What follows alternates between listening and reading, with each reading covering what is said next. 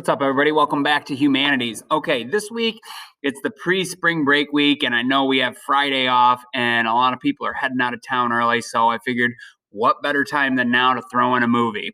Also, I had a lot of you comment at the end of last quarter and say, hey, Tuluki, throw in a couple more good movies that I had kind of maybe not done a ton of that in quarter two or even in first semester. So I think I picked out a pretty good one that I've used in other classes before, some of my movie electives and stuff. And this one, although it doesn't maybe fit perfectly with the theme we have going on, I think it does tie into the kind of unit that we started off quarter four with, which was all the human trafficking, like modern day slavery. Not really anything to do with prostitution in it, but you you see a little snippet or two here or there where that's mentioned, but that's not really any of the focus of the movie. So this week I'm going to show Blood Diamond, it's called. This movie is set about 20 years ago, maybe a little bit more, kind of like at the end of the 1990s. It also focuses on a very real problem that is still ongoing today, which is the sale of conflict gems, or AKA blood diamonds, to fuel like conflicts and all kinds of problems in Africa.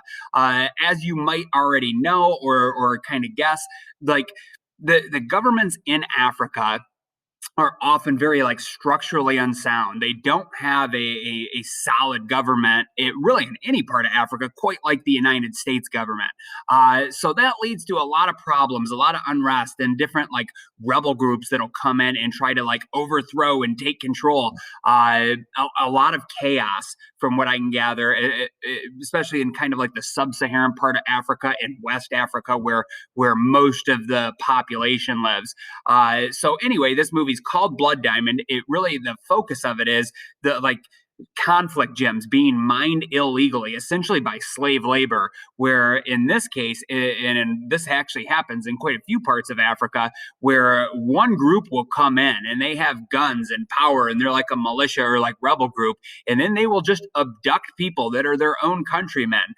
So what you'll see in Blood Diamond is it's like black people that are enslaving other blacks. And if you remember back to me talking about slavery, in America, we think of slavery as a totally race based type thing, because American slavery was you had white plantation owners that had bought black slaves from Africa, and then they were forced to work on the farms and plantations.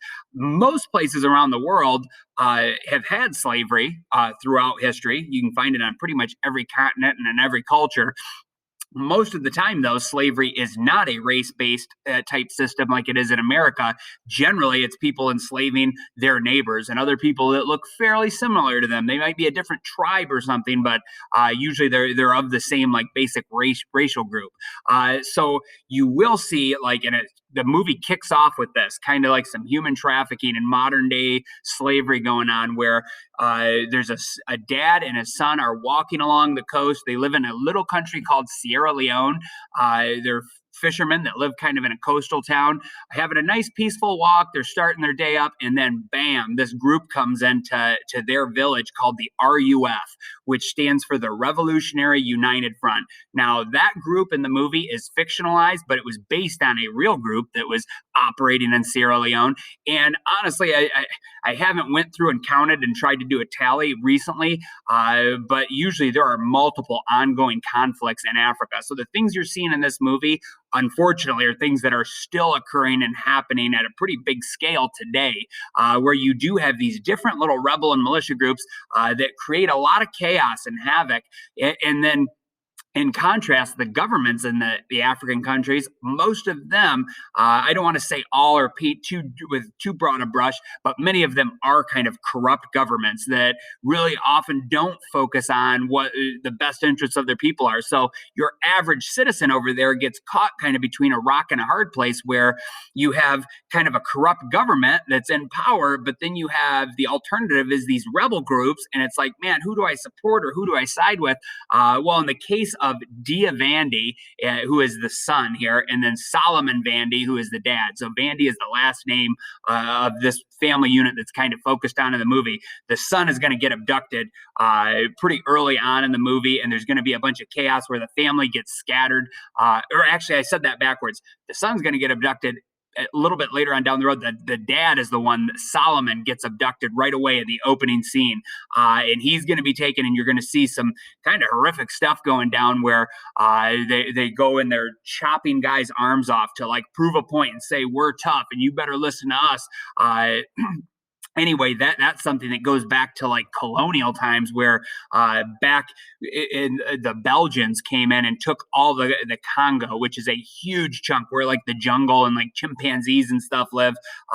Anyway, the Belgians were ruthless back in colonial days, and they started this system where to keep the African population in line, they would take one out of every 10 adult males and just chop a hand or an arm off, and to kind of like just teach a lesson to everybody else that you better stay in line or else. Well, unfortunately, you'd think that system would have gone out with the colonial era, but a lot of the different rebel groups in Africa, they've kept that tradition going, and they do that to their own people to kind of keep everybody in line. So you're going to see some pretty rotten, horrific stuff that is also quite accurate. Again, I hope you like this movie. Today, we're just going to kind of watch the intro scene. I'll have some more commentary for you throughout the week as I'll point out things and some stuff that I want you to focus on. We'll also have a journal entry and a Q&A this week, but I don't plan on really giving any other assignments, any other written work. Trying to keep it kind of light, entertaining, and hopefully engaging for you this week before spring break. So for today, all you had to do is check out my commentary video, which is this that I'm wrapping up right now. And then I want you to go tune into the first chunk of the movie, and we'll finish it throughout the whole week. This one's a pretty long movie. It's going to be broken into 4 parts, but I think it gets going with a very quick pace, and you just got to pay attention, follow it, and it's a pretty darn good movie that exposes a lot of real life problems and stuff that were happening 20 years ago and are still happening today in Africa. So I hope you enjoy it. It keeps your interest. I think I was able to break the movie all at pretty good suspenseful parts that should keep you tuning back in. And then stay tuned for a journal entry and a Q&A, both coming up this week. All right, take care, guys.